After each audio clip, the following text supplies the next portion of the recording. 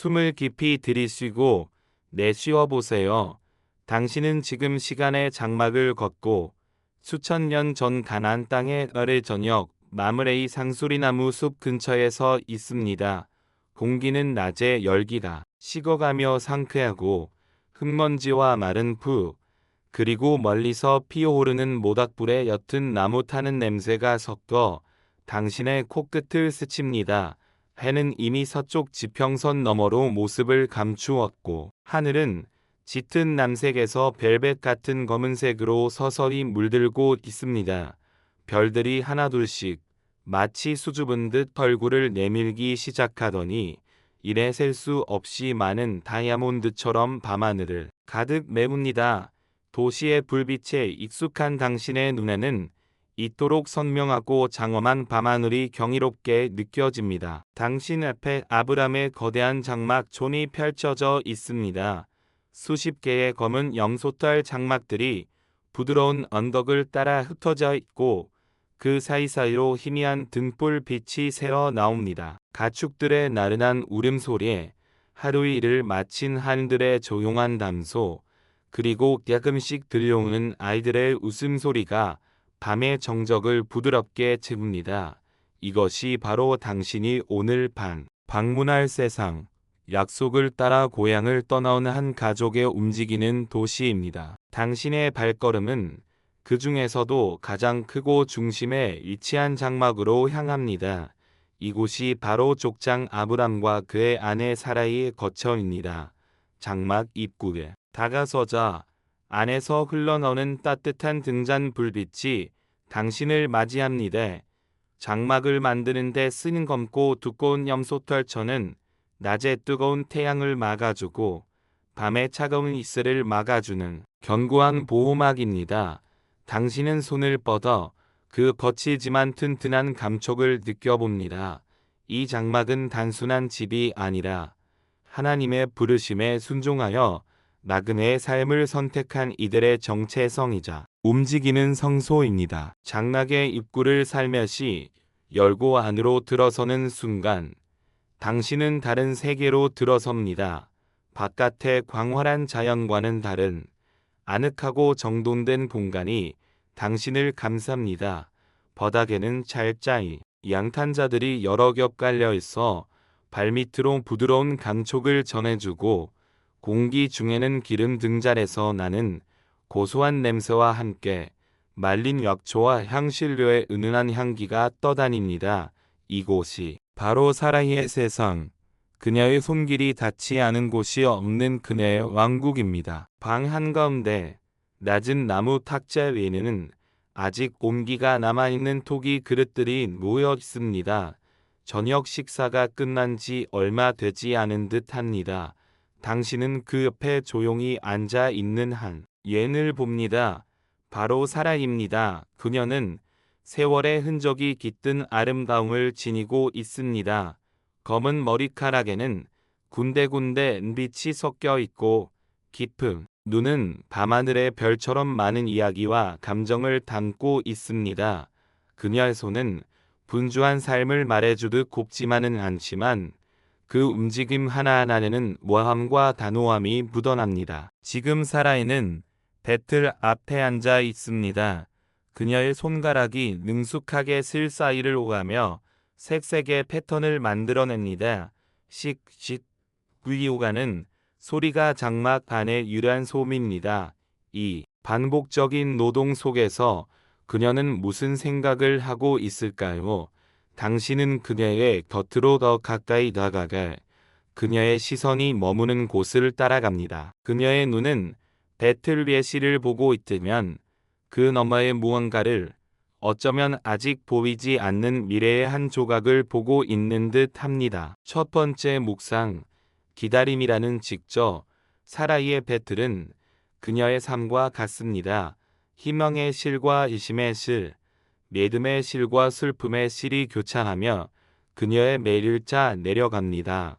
하루하루 반복되는 삶 속에서 약속을 붙드는 것은 마치 보이지 않는 그림을 향해 한 올 한 올 실을 엮어가는 것과 같습니다. 당신의 삶이라는 직물에는 지금 어떤 실들이 엮이고 있나요? 하나님의 약속이라는 금실을 발견하고 있나요? 사라이는 배를 짜던 손을 잠시 멈추고 깊은 한숨을 내쉽니다. 그 한숨에는 하루의 피로뿐만 아니라 마음속 깊은 곳에 자리한 오랜 갈망이 묻어 있습니다. 하나님의 약속, 내가 너로 큰 민족을 이루고 그 음성은 남편 아브람을 통해 그녀의 삶에 들어온 이후 단 한순간도 그녀를 떠난 적이 없습니다. 큰 민족의 그 약속의 시작은 아들이어야 합니다. 하지만 그녀의 태는 굳게 닫혀 있습니다. 세월은 흐르고 그녀의 몸은 생명을 잉태할 수 있는 시간을 서서히 지나가고 있습니다. 당신은 그녀 어깨에 내려앉은 시간의 무게를 느낍니다. 이 장막 안의 모든 풍요로움, 수많은 가축과 종들, 남편의 깊은 사랑 속에서도 채워지지 않는 단 하나의 빈자리, 그것은 아이의 웃음소리, 작은 손, 그리고 엄마라 부르는 목소리입니다. 고대 근동 문화에서 자녀, 특히 아들은 가문의 연속성이자 축복의 증표였습니다. 자녀가 없다는 것은 개인적인 슬픔을 넘어 사회적인 수치자 어쩌면 신의 저주를 받은 증거로 여겨지기도 했습니다. 사라이는 매일 그 시선들을 견뎌내야 했습니다. 그녀는 자리에서 일어나 장막 한편에 놓인 곡식 자루로 다가갑니다. 내일 아침빵을 만들기 위해 맷돌에 갈매를 준비하는 것입니다. 그녀는 한 줌의 밀을 손에 쥐어봅니다. 단단하고 생명력 없는 이 작은 알갱이들이 땅에 심기고 싹을 틔워 풍성한 열매를 맺는 기적. 그녀는 자연의 순리 속에서 날마다 하나님의 창조 섭리를 목격하지만 정작 자신의 몸에서는 그 기적이 일어나지 않는다는 사실에 마음이 무거워집니다. 두 번째 묵상, 일상 속에 깃든 믿음. 사라이의 믿음은 극적인 기적의 순간에만 존재하는 것이 아닙니다. 그것은 매일 아침 밀을 갈고 빵을 굽고 양젖을 짜는 반복적인 일상 속에서 조용히 연단됩니다. 가장 평범한 순간이야말로 우리의 믿음이 진짜인지 시험받는 자리입니다. 하나님은 당신의 평범한 일상 속에서 어떻게 말씀하고 계신가요? 당신은 사라리를 따라 장막 밖으로 나섭니다. 그녀는 잠시 밤 공기를 쐬고 싶었던 모양입니다. 밖으로 나오자 장막 안과는 비교할 수 없는 광활함이 당신을 압도합니다. 사방은 고요하고 오직 귀뚜라미 소리와 멀리서 들려오는 자칼의 울음소리만이 정적을 깹니다. 사라이는 고개를 들어 하늘을 봅니다. 아브람에게 별을 세어보라고 말씀하셨던 그 밤의 이야기를 그녀는 수없이 들었을 것입니다. 내 자손의 이와 같으리라. 당신은 그녀의 옆에 서서 함께 별을 바라봅니다. 저 반짝이는 무수한 별들 하나하나가 자신의 후손이 될 것이라는 약속. 그것은 얼마나 비현실적이고 얼마나 거대하며 또 얼마나 멀게 느껴지는 약속일까요? 인간의 이성으로는 도저히 가늠할 수 없는 약속입니다. 아마 사라이의 마음 속에서는 믿음과 불신이 수없이 싸웠을 것입니다. 하나님, 정말입니까? 찌늙은 저를 통해서요. 세 번째 묵상, 이해할 수 없는 약속을 품는 법. 때로 하나님은 우리의 이해 범위를 뛰어넘는 약속을 주십니다. 우리의 경험과 논리로는 설명되지 않는 비전입니다.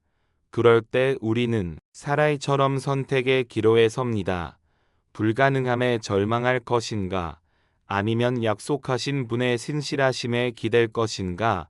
믿음은 이해하는 것이 아니라 신뢰하는 것에서부터 시작됩니다. 사라이의 시선이 하늘에서 내려와 저 멀리 다른 장막들로 향합니다.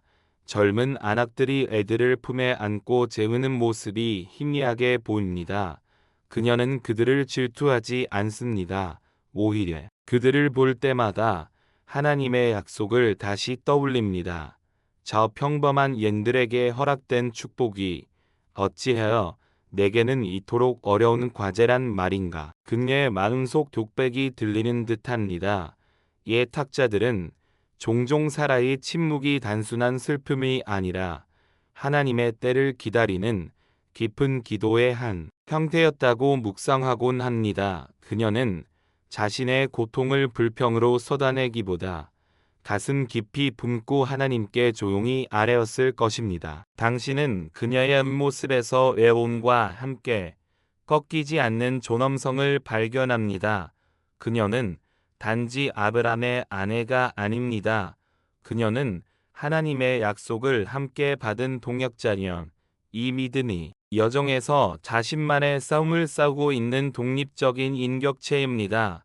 그녀의 기다림은 수동적인 체념이 아니라 보이지 않는 것을 향한 능동적인 희망의 투쟁입니다. 네 번째 묵상, 고통 속에서 지켜내는 존엄성. 우리의 삶에도 사라의 기다림과 같은 시간들이 찾아옵니다. 기도가 응답되지 않는 것 같고 약속은 멀게만 느껴지는 시간입니다. 그때 우리는 어떻게 반응하나요? 원망과 자기 연민에 빠지기 쉽지만 살아있는 우리에게 다른 길을 보여줍니다. 고통 속에서도 자신의 존엄성을 지키며 묵묵히 자신의 자리를 지키는 것, 그것이 바로 성숙한 믿음의 모습입니다. 장막 안으로 돌아온 사라이는 잠자리를 준비합니다. 양털로 만든 두툼한 이부자리를 펴고 등잔의 심지를 조절하여 불빛을 낮춥니다. 곧 남편 아브람이 들어올 것입니다. 당신은 그들의 관계를 생각해 봅니다. 같은 약속을 받았지만 그 약속의 성취는 사라의 몸을 통해 이루어져야 합니다.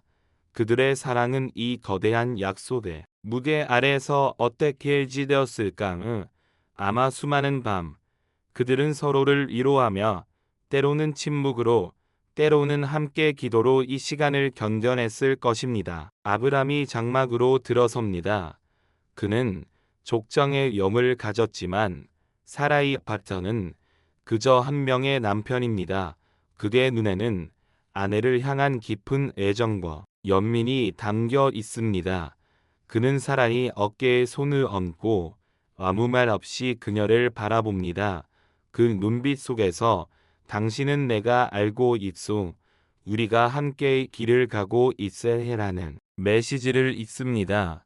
이것이 바로 그들이 오랜 기다림을 견딜 수 있었던 힘의 원천일 것입니다. 서로를 향한 변함없는 신뢰와 사랑. 다섯 번째 묵상, 믿음의 동반자. 신앙의 여정은 결코 혼자 가는 길이 아닙니다. 하나님은 우리 곁에 믿음의 동반자를 붙여주십니다. 배우자일 수도, 친구일 수도, 혹은 신앙 공동체일 수도 있습니다. 서로의 짐을 함께 지고 약해질 때 격려하며 하나님의 약속을 함께 기억해 주는 존재의 소중함을 기억해야 합니다. 당신의 삶에는 누가 그런 아브람 혹은 사라이가 되어주고 있나요? 사라이는 아브람의 손길에 고개를 들어 희미하게 미소 짓습니다. 그 미소에는 슬픔의 그늘이 있지만 여전히 희망의 빛이 꺼지지 않았음을 보여줍니다. 그녀는 다시 배틀 쪽을 한번 쳐다봅니다. 아직 완성되지 않은 직물, 그녀의 삶도 하나님의 계획도 아직 진행 중입니다. 내일 아침이 되면 그녀는 다시 일어나 밀을 갈고 빵을 굽고 배를 짤 것입니다. 약속이 이루어질 그날까지 그녀는 자신의 자리에서 삶을 살아낼 것입니다. 당신은 이 조용하지만 강인한 연애의 삶 속에서 깊은 경외감을 느낍니다. 그녀는 눈에 보이는 증거가 없어도 믿었고 희망이 보이지 않는 상황에서도 소망을 품었습니다. 그녀의 삶은 우리에게 질문을 던집니다.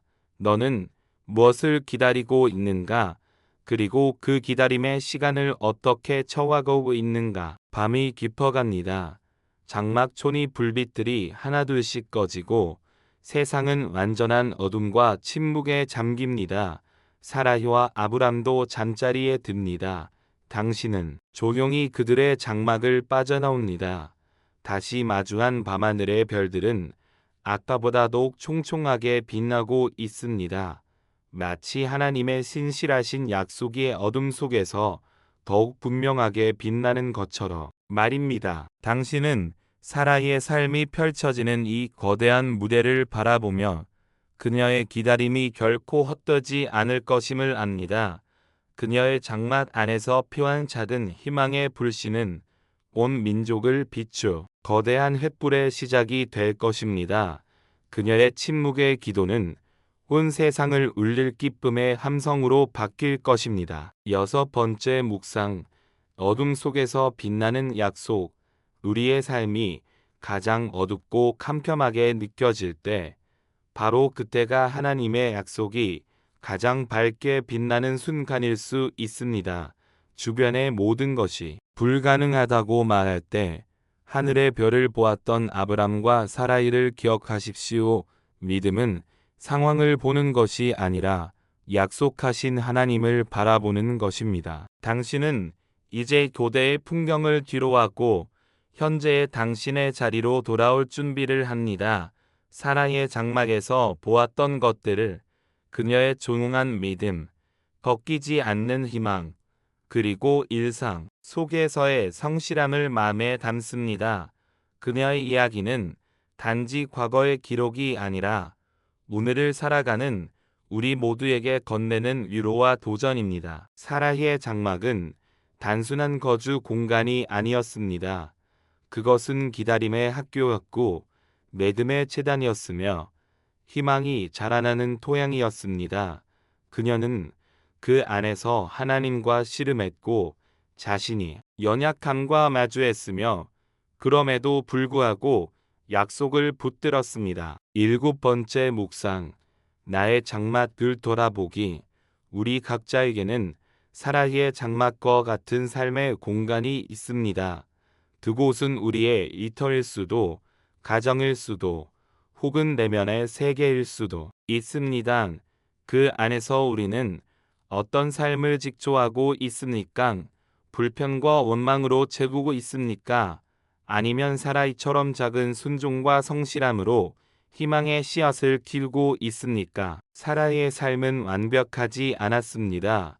앞으로 펼쳐질 이야기 속에서 당신은 그녀의 인간적인 실수와 조급함도 목격하게 될 것입니다. 하지만 성경은 그녀의 완벽함이 아니라 그녀의 믿음을 기억합니다.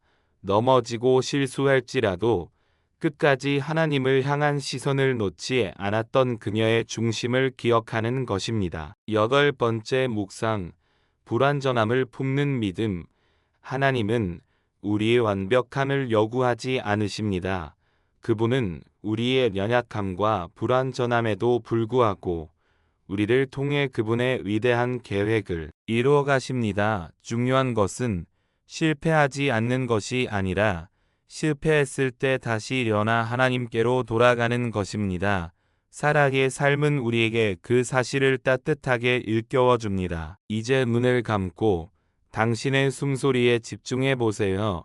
들이쉬는 숨결마다 하나님의 평화가, 내쉬는 숨결마다 오늘의 근심이 떠나갑니다. 사라이의 장막을 비추던 고요한 등불빛이 오늘 밤 당신의 마음을 부드럽게 감싸줍니다. 아직 응답받지 못한 기도가 있더라도, 아직 보이지 않는 약속이 있더라도 괜찮습니다. 당신은 혼자가 아닙니다. 신실하신 하나님께서 바로 지금 당신의 삶이라는 장막 안에서 당신과 함께 거닐고 계십니다. 그분의 때에 가장 아름다운 방식으로 그분의 뜻이 당신의 삶 속에서 찬란하게 피어날 것입니다. 사라이의 오래 기다림 끝에 찾아오는 기쁨의 웃음처럼 말입니다. 편안한 밤 되십시오. 사라이의 장막 위로 쏟아지던 그 수많은 별들은 그러나 영원히 그 자리에 머물러 있지는 않았습니다. 시간은 흐르고 계절은 바뀝니다. 당신이 보았던 그 풍요로운 밤과 평화로운 기다림의 시간 위로 시련의 그림자가 조용히 드리워지기 시작합니다. 가나안 땅에 기근이 찾아온 것입니다. 처음에는 그저 가뭄이 조금 길어진다고 생각했습니다. 하지만 시간이 지나도 비는 내리지 않았고 마므레이 푸르던 상수리나무 숲은 점차 활기를 잃어갔습니다. 당신은 이제 그 변화를 온몸으로 느낍니다. 발밑의 흙은 더 이상 부드럽지 않고 메마르고 갈라져 먼지를 풀풀 날립니다. 한때 가축들이 풍족하게 뜯어 먹던 풀들은 누렇게 말라 비틀어졌고 시냇물은 졸졸 흐르는 소리를 잃고 바닥을 드러내기 시작했습니다. 공기 중에는 더 이상 생명의 향기가 없습니다. 오직 건조한 흙먼지와 타는 듯한 태양의 열기, 그리고 보이지 않는 불안의 냄새만이 가득합니다. 아브람의 장막촌을 감돌던 활기찬 소는 잦아들고 그 자리에는 가축들의 힘없는 울음소리와 사람들의 무거운 침묵이 내려앉습니다. 이것은 단순한 잔재해가 아닙니다. 이것은 믿음에 대한 근원적인 질문을 던지는 시험입니다. 하나님께서 친히 약속하신 땅, 젖과 꿀이 흐를 것이라 믿었던 그 땅이 이제 그들을 배신하고 굶주림을 안겨주고 있습니다. 하나님, 어디에 계십니까? 이것이 당신이 주신 약속의 땅이 맞습니까? 라는 물음이 모두의 마음속에 메아리칩니다. 당신은 다시 사라이의 장막 안으로 들어갑니다. 그곳의 풍경도 변했습니다. 물 넉넉하게 채워져 땅 곡식 자루들은 눈에 띄게 울쭉해졌고 물을 담아두는 토기 항아리는 바닥을 보이고 있습니다. 사라이는 더 이상 배틀 앞에 앉아있지 않습니다. 그녀는 하루에도 몇 번씩 장막 입구에 서서 잿빛 하늘을 하염없이 바라봅니다. 비구름 한 점 없는 텅 빈 하늘, 그녀의 눈에는 기다림을 넘어선 깊은 근심이 서려 있습니다. 그녀는 굶주려가는 가축들과 지쳐가는 하인들의 얼굴을 보며 족장의 아내로서, 공동체의 어머니로서 무거운 책임감을 느낍니다. 9번째 묵상, 풍요 속의 믿음. 결핍 속의 믿음. 풍요로울 때 하나님을 찬양하기는 쉽습니다. 그러나 약속의 땅이 메마른 땅으로 변할 때 우리의 믿음은 그 본질을 드러냅니다.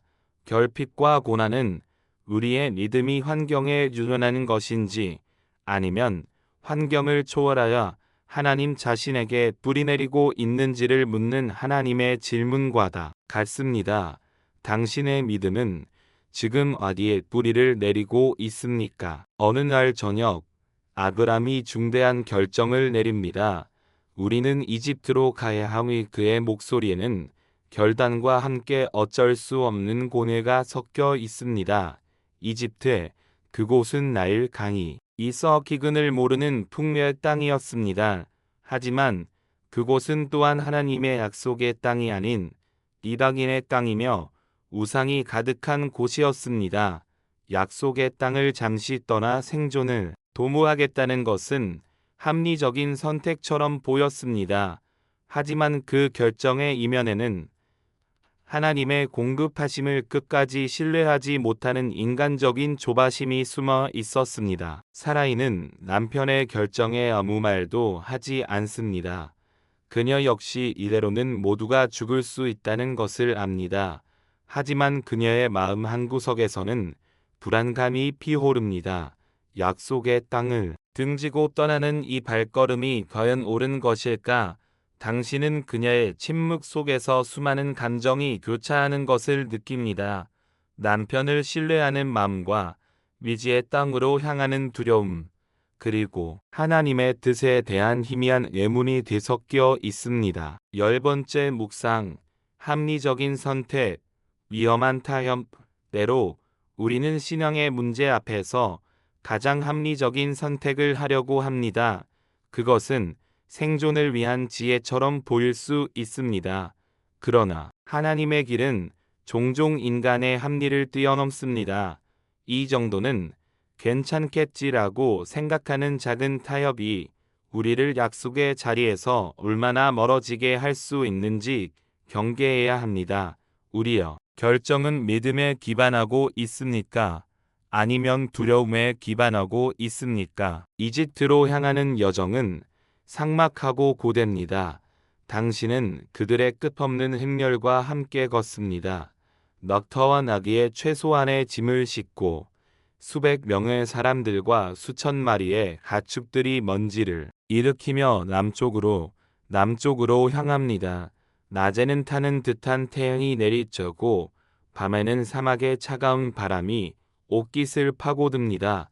길 위에서의 삶은 장막촌에서의 삶보다 훨씬 다 고단합니다. 음식도 물도 부족합니다.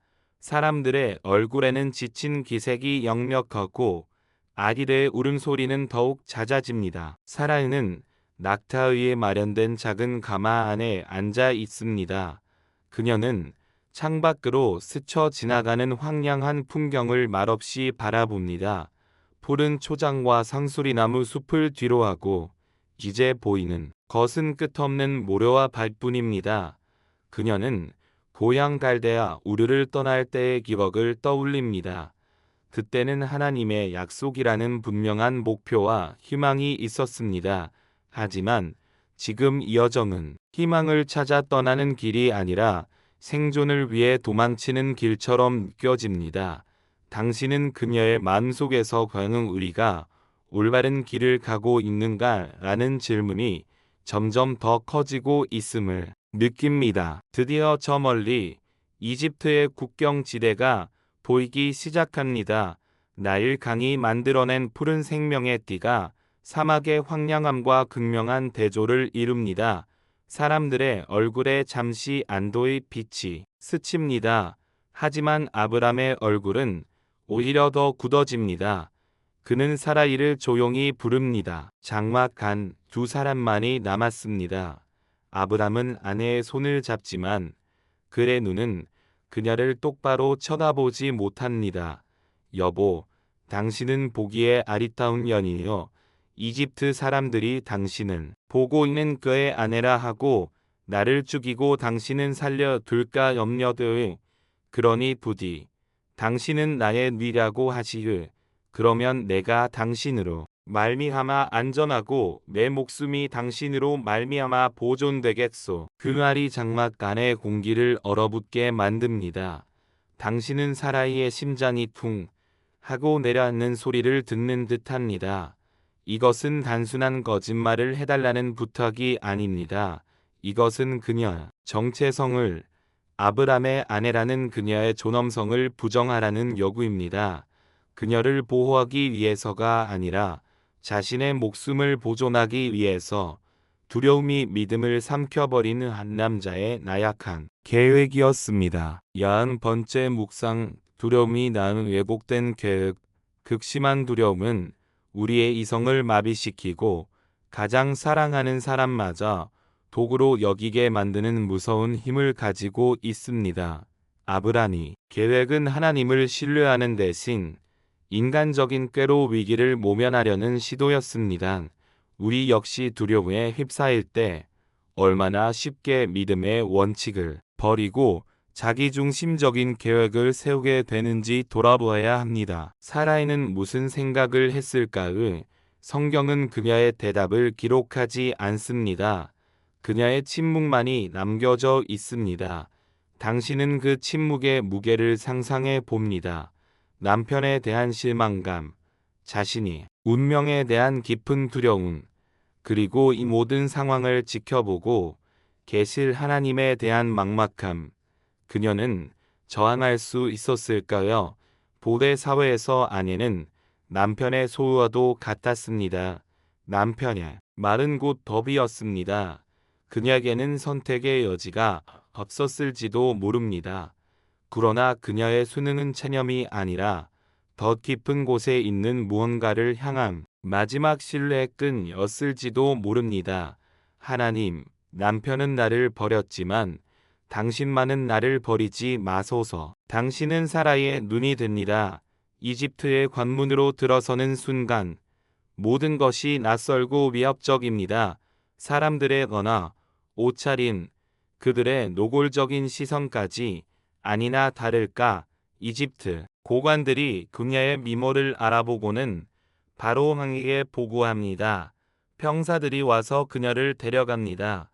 아브람은 저지하지 않습니다. 그는 고개를 숙인 채 아내가, 아니 이제는 누이가 되어버린 그녀가 파라오의 궁전으로 끌려가는 것을 지켜볼 뿐입니다. 그 대가로 그는 수많은 양과 소, 노비와 낙타를 선물로 받습니다. 무어 안전을 얻었지만 그는 가장 소중한 것, 하나님의 약속을 함께 품었던 동반자를 잃었습니다. 이제 당신은 사라이와 함께 화려하지만 차가운 파라오의 궁전으로 들어갑니다. 당신은 그곳의 압도적인 풍경을 봅니다.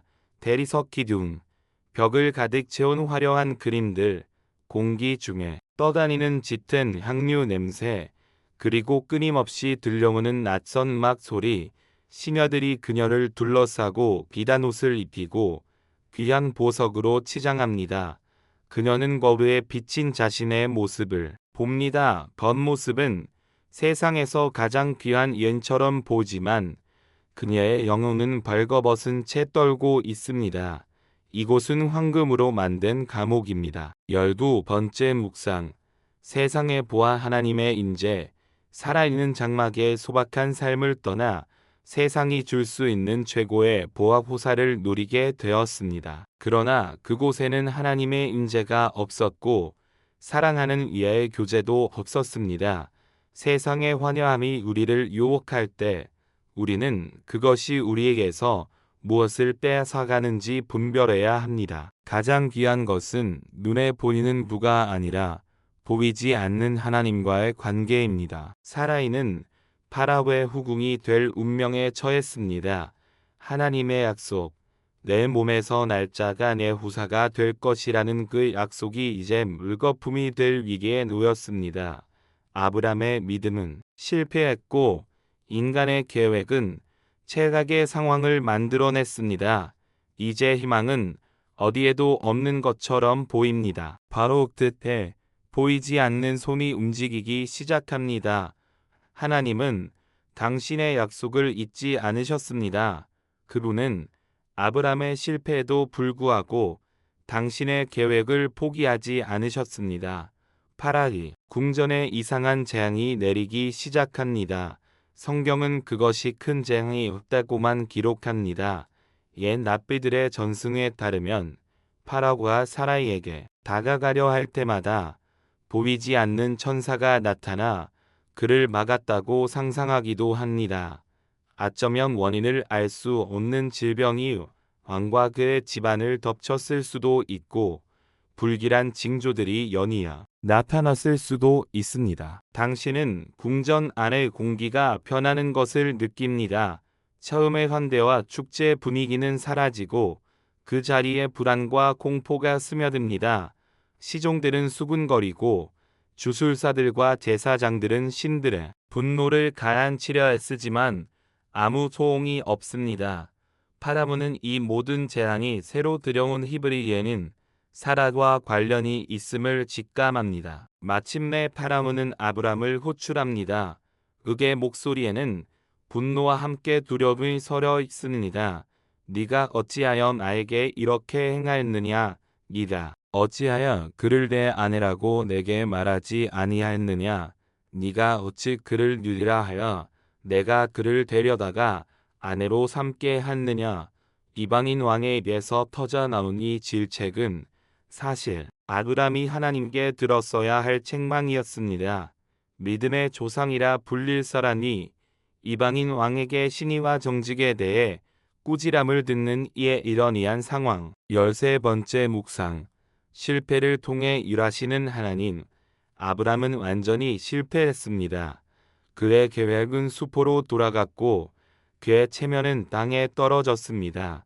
그러나 바로 그 실패의 자리에서 하나님은 가장 강력하게 일하셨습니다. 이것이 바로 복음의 신비입니다. 하나님은 우리의 강함이 아니라 강을 통해, 우리의 성공이 아니라 실패를 통해 당신의 영광을 드러내십니다. 우리의 밑바닥은 하나님의 일하심이 시작되는 장소일 수 있습니다. 사라이는 풀려납니다. 그녀는 입고 있던 비단 옷을 벗고 자신에게 익숙한 거친 천으로 만든 옷을 다시 입습니다.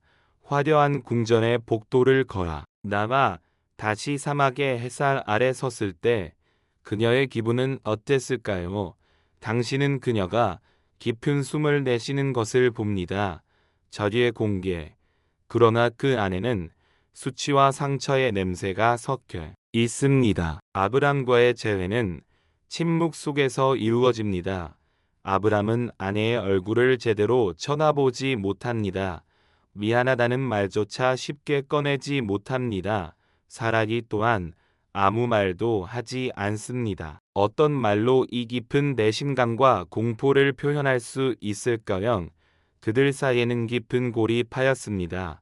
그러나 동시에 그들은 하나님의 기적적인 구원을 함께 경험했습니다.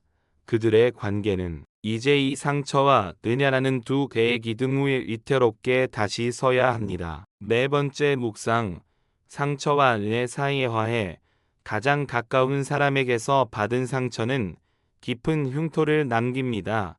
그러나 그 상처의 자리에서 하나님의 은혜를 함께 경험했다면 그것은 새로운 관계의 시작이 될 수 있습니다. 화해는 상처를 없었던 일로 만드는 것이 아니라 상처에도 불구하고 서로를 다시 붙잡아주는 것입니다. 그것은 하나님의 도신 없이는 불가능한, 그러나 반드시 필요한 믿음의 여정입니다. 파라오는 그들이 얻은 모든 재물과 함께 그들을 이집트 땅에서 내보냅니다. 그들은 떠나온 길을 되짚어 다시 가나안으로 향합니다. 롯데와는 비교할 수 없을 정도로 많은 가축과 노비들, 금과 늘 거느린 거대한 행렬입니다. 겉보기에는 큰 성공을 거두고 돌아오는 것처럼 보입니다. 그러나 아브람과 사라인 압니다. 이 모든 분은 믿음의 승리의 전리품이 아니라 실패의 대가이자 수치의 증거라는 것을, 그리고 동시에 그들의 실패에도 불구하고 그들을 버리지 않으신 하나님의 압도적인 은혜의 표식이라는 것을. 당신은 그들의 긴 행렬과 함께 북쪽으로 걸으며 그들의 마음속을 들여다봅니다. 아브람은 깊은 회개와 함께 하나님이 어떤 분이신지를 뼈저리게 깨달았을 것입니다. 하나님은 인간이 계획이나 보호가 필요한 분이 아니라 당신의 방법으로 당신의 약속을 지키시는 전능하신 분이라는 사실을 말입니다. 사라이는 어떨까요? 그녀는 인간의 가장 큰 배신 속에서 하나님이 가장 큰 신실함을 경험했습니다. 이 경험은 그녀를 더 연약하게 만들었을까? 아니면 더 강하게 만들었을까요? 아마도 둘 다일 것입니다. 그녀는 인간이 얼마나 믿을 수 없는 존재인지, 그리고 하나님이 얼마나 믿을 만한 분인지를 동시에 배웠을 것입니다. 15번째 묵상, 대가 있는 축복. 때로 하나님은 우리의 실패를 통해서도 우리에게 물질적인 복을 허락하십니다. 그러나 그 축복에는 종종 대가가 따릅니다. 그것은 우리를 교만하게 만드는 것이 아니라 오히려 우리를 겸손하게 만들고, 하나님의 은혜가 아니면 우리는 아무것도 아님을 기억하게 하는 도구가 됩니다. 당신의 삶에 있는 축복들은 당신을 하나님께로 더 가까이 이끌고 있습니까? 아니면 멀어지게 하고 있습니까? 마침내 그들은 약속의 땅 가나안으로 돌아옵니다. 그들은 처음 제단을 쌓았던 베델과 에이서에 바로 그 장소에 다시 장막을 칩니다. 아브람은 그곳에서 다시 여호와의 이름을 부릅니다. 그것은 단순한 의식이 아니었을 것입니다. 그것은 실패한 자의 고백이자 길을 잃었던 자의 귀환이며, 모든 것을 망쳤다고 생각했던 그 자리에서 다시 시작하게 하시는 하나님의 은혜에 대한 깊은 감사의 심이었을 것입니다. 사라이는 그 제단 옆에서 남편의 기도 소리를 들으며 무슨 생각을 했을까요? 그녀는 이집트 궁전이 아닌 이 거칠고 소박한 장막이 먼지 나는 이 땅이 바로 자신이 있어야 할 곳임을 다시 한번 확인합니다. 그녀의 몸은 고된 여정과 마음의 상처로 지쳐있지만 그녀의 영혼은 기이한 평안을 느낍니다.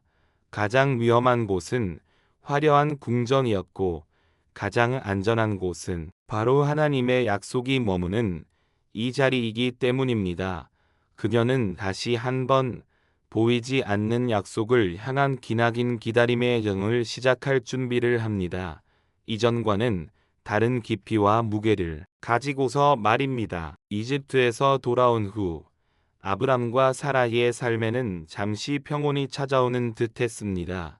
그들은 베델과 이 사이에 머물며 실패를 통해 배운 교훈을 되새겼습니다. 이집트에서 얻은 막대한 재물은 그들의 적인 풍요를 더해주었지만 동시에 새로운 갈등이 씨앗을 품고 있었습니다. 당신은 이제 그들의 장막촌에서 미묘하게 달라진 공기를 느낍니다. 이전에 단출했던 가족 공동체는 이제 거대한 부와 수많은 사람들로 인해 복잡하고 무거운 조직이 되었습니다. 아브람의 가축대와 그의 조카 롯의 가축대가 너무 많아져 그 땅이 그들을 더 이상 감당할 수 없게 되었습니다. 목초지는 한정되어 있고 물을 마실 수 있는 우물은 더욱 귀했습니다. 당신은 아브람의 목자들과 롯의 목자들이 서로 좋은 자리를 차지하기 위해 다투는 모습을 봅니다. 처음에는 사소한 언쟁이었지만 점차 서로를 향한 불신과 적대감으로 번져갑니다. 우리 주인의 양들이 먼저 물을 마셔야 하니 이곳은 우리가 먼저 발견한 곳이죠. 이런 다툼의 소리가 장막촌의 평화를 깨뜨립니다. 이것은 단순한 재산 다툼이 아니었습니다. 이것은 함께 고난을 헤쳐온 한 가족 간에 생긴 균열이었습니다. 사라이는 이 모든 상황을 안타까운 마음으로 지켜봅니다.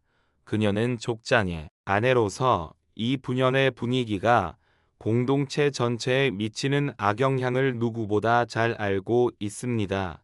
그녀는 롯을 아들처럼 여겼습니다. 자신에게 아이가 없었기에 남편의 혈육인 롯은 그녀에게 더욱 특별한 존재였을 것입니다. 그런데 이제 그 롯의 사람들이 자신의 남편의 사람들과 등을 돌리고 있습니다. 풍요가 오히려 독이 돼 돌아온 이 애기러니한 상황 앞에서 그녀는 마음이 아픕니다. 16번째 묵상, 축복이 시험이 될 때 하나님이 주신 축복, 예를 들어 재물이나 성공이 때로는 우리를 교만하게 만들고 사랑하는 사람들과 관계를 멀어지게 하는 시험이 될 수 있습니다. 축복을 관리하는 지혜는 축복을 받는 믿음만큼이나 중요합니다. 당신의 삶에 주어진 축복들이 당신과 주변 사람들을 더 가깝게 만들고 있습니까? 아니면 더 멀어지게 하고 있습니까? 어느 날 아브람은 롯을 부릅니다. 그는 더 이상 이 갈등을 방치할 수 없다고 판단했습니다. 그의 목소리는 연장자로서의 지혜와 슬픔이 담겨 있습니다. 우리는 한 친족이 아니냐? 나나 너나 내 목자나 내 목자나 서로 다투게 하지 말자. 내 밭본 땅이 있지 아니하냐? 나를 떠나가라. 네가 저하면 나는 우하고 네가 우하면 나는 저하리라. 이것은 놀라운 제안이었습니다. 연장자리자 족장인 아브람이 기득권을 주장하지 않고 조카인 롯에게 선택권을 먼저 양보한 것입니다. 이것은 이집트에서 자신의 목숨을 위해 아내를 팔았던 그 아브람이 아닙니다. 그는 실패를 통해 관계의 소중함을, 평화의 가치를 뼈저리게 배운 것입니다. 그는 재산을 잃을지언정 가족을 잃고 싶지 않았습니다. 당신은 롯의 시선이 됩니다. 그의 눈앞에 두 갈래 길이 펼쳐져 있습니다. 하나는 척박하지만 하나님이 약속하신 가나안의 산지, 다른 하나는 저 멀리 보이는 요단 들판입니다. 요단 들판은 물이 넉넉하여 마치 여호와의 동산 같고 이집트 땅처럼 기름져 보였습니다. 롯의 눈은 그 풍요로움에 사로잡힙니다. 그는 잠시의 망설임도 없이 가장 비옥하고 좋아 보이는 소돔과 고모라가 있는 동쪽 땅을 선택합니다. 그의 선택에는 믿음의 고려가 없었습니다. 오직 눈에 보이는 풍요와 세상적인 성공에 대한 욕망만이 있었습니다. 사라이는 멀리서 이 장면을 지켜봅니다. 아들처럼 여기던 롯이 뒤도 돌아보지 않고 더 풍요로운 땅을 향해 떠나가는 그 긴 모습을 그녀 마음에는 서운함과 함께 그의 미래에 대한 깊은 염려가 교차합니다. 롯이 선택한 그 땅은 겉보기에는 화려하지만 영적으로는 타락하고 위험한 곳임을 그녀는 어렴풋이 느끼고 있었기 때문입니다. 17번째 묵상, 눈에 보이는 것과 보이지 않는 것. 롯의 선택은 눈에 보이는 것을 따르는 삶의 방식을 상징합니다. 반면 아브람의 양보는 보이지 않는 가치, 즉 관계와 평화를 선택하는 삶의 방식을 보여줍니다. 우리의 삶에도 수많은 선택의 순간이 찾아옵니다. 우리는 롯처럼 당장의 이익과 화려함을 쫓고 있습니까? 아니면 아브람처럼 보이지 않지만 더 영원한 가치를 선택하고 있습니까? 롯이 떠나고 안 뒤 아브람의 장막촌에는 공허한 침묵이 흐릅니다. 많은 수의 사람들과 가축들이 떠나가자 장막촌은 눈에 띄게 한산해졌습니다. 사라이는 텅 빈 공간을 바라보며 상실감을 느낍니다. 비록 다툼은 끝났지만 그 대가로 사랑하는 가족을 떠나보내야 했습니다. 그녀의 마음은 다시 한번 허전해집니다. 하나님, 이렇게 하나둘씩 떠나고 나면 우리에게는 무엇이 남습니까? 약속하신 큰 민족은 대체 어디에 있습니까? 바로 그때 롯이 떠난 그 공허함 속으로 하나님의 음성이 다시 들려옵니다. 너는 눈을 들어 더 있는 곳에서 북쪽과 남쪽 그리고 동쪽고 서쪽을 바라보라. 보리는 땅을 내가 너네 자손에게 주리니 영원히 이르리라. 내가 내 자손이 땅에 티끌 같게 하리니. 하나님은 인간적인 상실감으로 공허해진 아브람과 사라이 마음에 더 크고 광대한 비전으로 채워주십니다. 롯이 선택한 기름진 작은 땅이 아니라 동서남북 서방의 모든 땅을 약속하십니다. 당신은 이 음성을 듣는 사라이의 마음을 느낍니다. 그녀는 남편과 함께 언덕에 올라 하나님이 말씀하신 그 땅을 바라봅니다. 끝없이 펼쳐진 산과 계곡, 저 멀리 보이는 지중해, 희미한 수평선, 이 모든 것이 그들의 것이 될 것이라는 약속, 그리고 그들의 자손이 땅의 티끌처럼 많아질 것이라는 약속. 아직 아이 한 명 없는 그녀에게는 여전히 비현실적인 약속입니다. 하지만 임성은 롯을 떠나보낸 슬픔을 위로하고 다시 한번 희망을 품게 하는 힘이 있습니다. 18번째 묵상, 비워진 곳을 채우시는 하나님.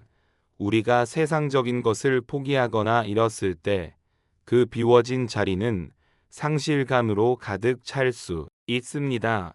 그러나 믿음의 눈으로 보면 그 빈자리는 하나님께서 더 크고 새로운 것으로 채워주실 공간이 됩니다. 하나님은 우리가 내려놓은 것보다 훨씬 더 좋은 것으로 갚아주시는 분입니다. 세월이 다시 흐릅니다. 10년, 갈대아 우르를 떠나온 지 10년이라는 시간이 흘렀습니다. 사라이의 나이는 이제 75세가 되었습니다. 희망을 품고 기다리기에는 너무나 긴 시간이었습니다. 그녀의 얼굴에는 주름이 더 깊어졌고 그녀의 마음에는 기다림의 피로가 짙게 쌓여갔습니다. 매일 아침 떠오르는 태양을 보며 희망을 품었다가 매일 저녁 지는 해를 보며 절망하는 날들이 반복되었습니다. 당신은 사라이의 장막 안에서 점점 더 무거워지는 침묵을 느낍니다. 이전에는 희미하게 남아 타오르던 희망의 불씨가 이제는 거의 꺼져가는 것 같습니다. 그녀는 더 이상 별을 보며 자손을 꿈꾸지 않습니다. 그녀는 거울에 비친 자신의 늙어가는 모습을 보며 인간적인 한계를 절감합니다. 하나님은 약속하셨지만 어쩌면 그 방법은 우리가 생각하는 것과 다른 것이 아닐까? 어쩌면 하나님은 우리가 스스로 방법을 찾기를 원하시는 것이 아닐까? 이때 사라이의 마음속에 하나의 개혁이 떠오릅니다. 그것은 당시 고대 근동 사회에서는 흔히 있었던 관습이었습니다. 아내가 아이를 낳지 못할 경우 자신의 여종을 남편에게 그를 통해 자식을 얻고 그 아이를 자신의 법적인 자녀로 삼는 것입니다. 인간적으로는 매우 합리적이고 현실적인 대안이었습니다. 하나님의 약속을 도와드리는 방법이라고 생각했을지도 모릅니다. 어느 날 저녁, 사라이는 아브람에게 자신의 생각을 털어놓습니다. 그녀의 목소리는 단호하지만 그 안에는 깊은 슬픔과 체념이 담겨 있습니다. 여호와께선 내 출산을 허락하지 아니하셨으니 원하건대 내 여종에게로 들어가소서. 내가 그로 말미암아 자녀를 얻을까 하나이다. 이것은 사라이에게 얼마나 고통스러운 제안이었을까요? 남편의 사랑을 다른 여자와 나누어야 하는 아내의 고통, 자신의 몸이 아닌 다른 여자의 몸을 통해 후사를 얻어야 하는 연희, 비참함. 그녀는 하나님의 약속을 이루기 위해 자신의 가장 소중한 것, 즉 남편과의 밀미한 관계와 성으로서의 자존심을 희생하기로 결심한 것입니다. 19번째 묵상, 믿음의 조급증이 부른 인간적인 계획. 오랜 기다림에 지칠 때 우리는 하나님의 때를 기다리지 못하고 인간적인 방법을 동원하려는 유혹에 빠집니다. 하나님을 돕는다는 명분 아래 우리는 종종 하나님의 계획을 방해하고 더 큰 문제를 야기합니다. 하나님의 침묵은 부재의 증거가 아니라 더 깊은 신뢰를 요구하는 초대장일 수 있습니다. 아브람은 아내의 잔을 듣습니다. 그리고 그는 사라이의 말을 들으니라라고 성경은 기록합니다. 그는 이집트에서처럼 또다시 아내의 잔을 받아들입니다. 하지만 이번에는 두려워 때문이 아니라 어쩌면 그 역시 기다림에 지쳐 이것이 일하는 방법이라고 생각했기 때문일 것입니다. 그들은 둘 다 믿음의 길에서 길을 잃고 인간적인 해결책에 손을 뻗은 것입니다. 사라이는 자신의 여종, 이집트 여인 하갈을 부릅니다. 당신은 그 장면을 지켜봅니다. 두 여인이 마주 서 있습니다. 한 명은 존귀한 안주이지만 얘를 낳지 못하는 슬픔에 잠겨 있고 다른 한 명은 비천한 여종이지만 생명을 잉태할 수 있는 젊음을 가지고 있습니다. 사라이는 자신의 손으로 직접 하갈의 손을 잡아 남편의 장막으로 들여보냅니다. 그 순간 그녀의 마음은 어땠을까요? 찢어지는 듯한 아픔과 함께 이제 곧 아이를 안을 수 있을 거야 라는 절박한 희망이 교차했을 것입니다. 20번째 묵상, 선한 의도, 비극적 결과. 사랑의 의도는 선했을 수 있습니다. 그녀는 어떻게든 하나님의 약속을 이루고 싶었습니다. 그러나 하나님의 방법이 아닌 인간적인 방법으로 성취하려는 선한 의도는 종종 비극적인 결과를 낳습니다. 목적이 수단을 정당화할 수는 없습니다. 믿음의 여정에서는 무엇을 하느냐만큼 어떻게 하느냐가 중요합니다. 하갈은 곧 임신합니다. 계획은 성공한 것처럼 보였습니다. 사라이의 장막에는 드디어 애가 태어날 것이라는 기대감이 감돌았습니다. 그러나 기쁨도 잠시, 새로운 갈등이 싹트기 시작합니다. 임신한 하갈은 자신이 더 이상 평범한 여종이 아니라고 생각하기 시작합니다. 그녀는 이제 족장의 아들을 낳을 몸입니다. 그녀는 자신의 여준인 사라이를 업신여기기 시작합니다. 그녀의 눈빛, 말투, 행동 하나하나에서 교만함이 묻어 나옵니다. 사라이는 하갈의 변화를 즉각 알아차립니다. 자신이 베푼 친절이, 자신이 내린 결단이 결국 자신을 향한 멸시로 돌아온 것입니다. 그녀의 마음속에 있던 슬픔은 이제 분노와 원망으로 변합니다. 그녀는 아브람에게 달려가 울부짖습니다. 내가 받는 모욕은 당신이 받아야 하고 내가 나의 여종을 당신의 품에 두었거늘 그가 자기의 임신함을 알고 나를 멸시하니 당신과 나 사이 여호와께서 판단하시기를 원하노라. 그녀는 자신의 계획이 난 결과를 남편의 탓으로 돌리고 있습니다. 고통은 사람의 시야를 좁게 만들고 책임을 전가하게 만듭니다.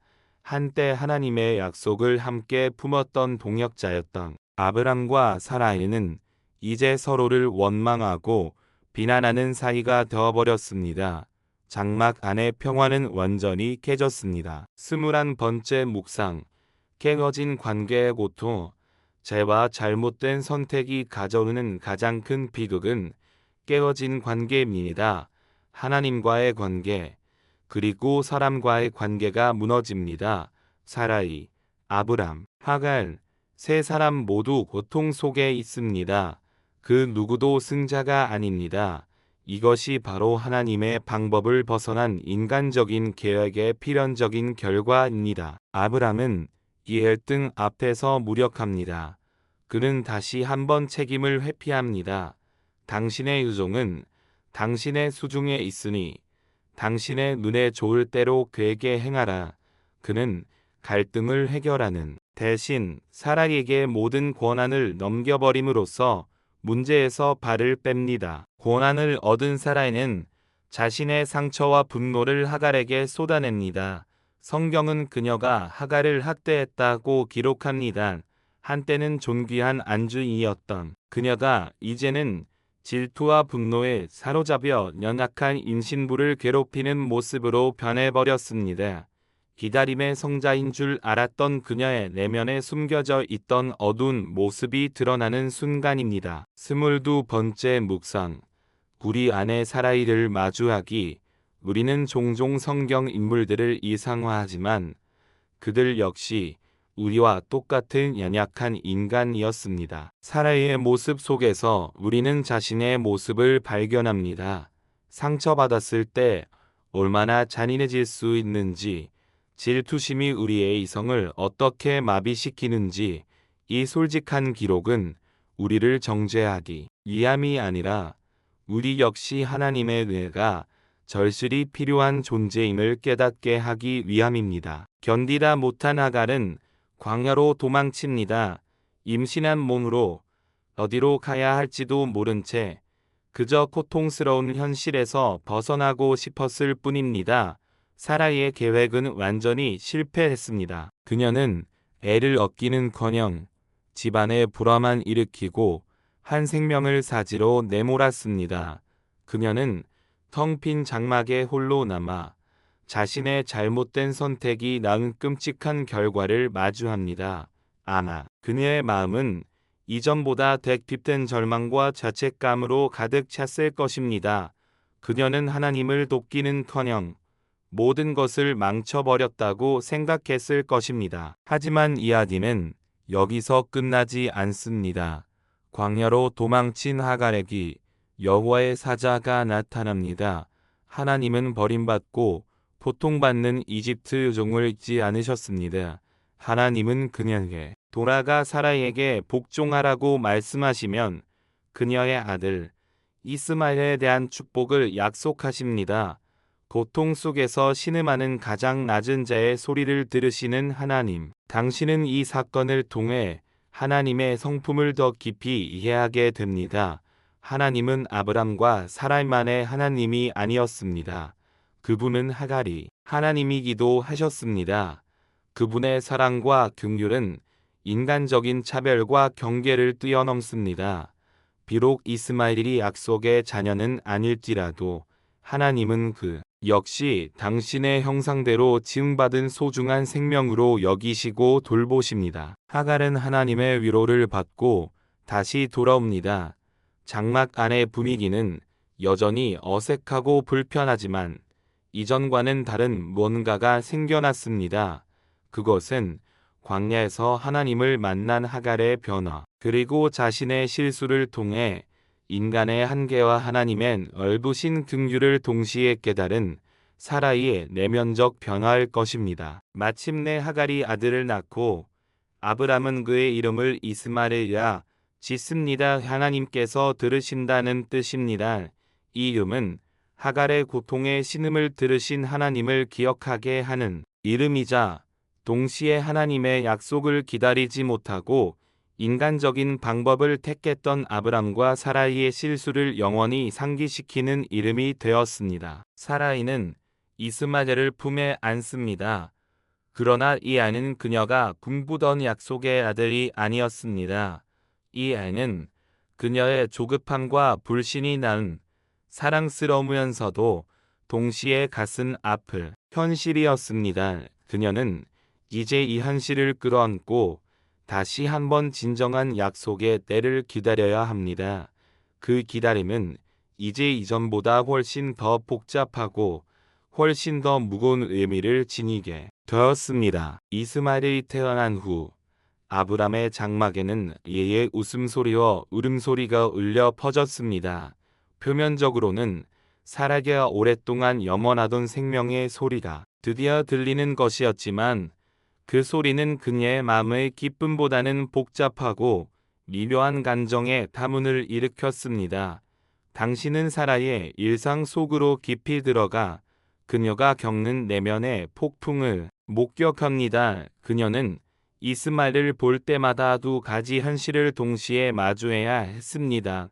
하나는 자신의 계획이 만들어낸 살아있는 결과물, 즉 사랑스러운 애의 모습이고 다른 하나는 그 애가 자신이 낳은 약속의 자녀가 아니라는 냉정한 사실입니다. 세월이 흘러 이스마엘이 소년으로 자라나는 동안 13년이라는 긴 시간이 침묵 속에 흘렀습니다.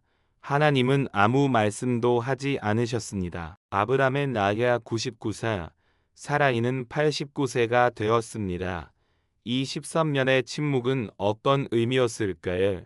제 탁자들은 이 시간을 아브람과 사라이가 자신들의 실수를 깊이 성찰하고 인간적인 계획의 헛됨을 뼈저리게 깨닫는 연단의 기간이었다고 묵상합니다. 그들은 더 이상 하나님을 도와드리려 하지 않았을 것입니다. 그들은 이제 완전히 자신들의 무력함을 인정하고 오직 하나님의 처분만을 기다리는 법을 배웠을지도 모릅니다. 당신은 이제 89세가 된 사라이의 모습을 봅니다. 그녀의 허리는 더 구부정해졌고 걸음걸이는 느려졌습니다.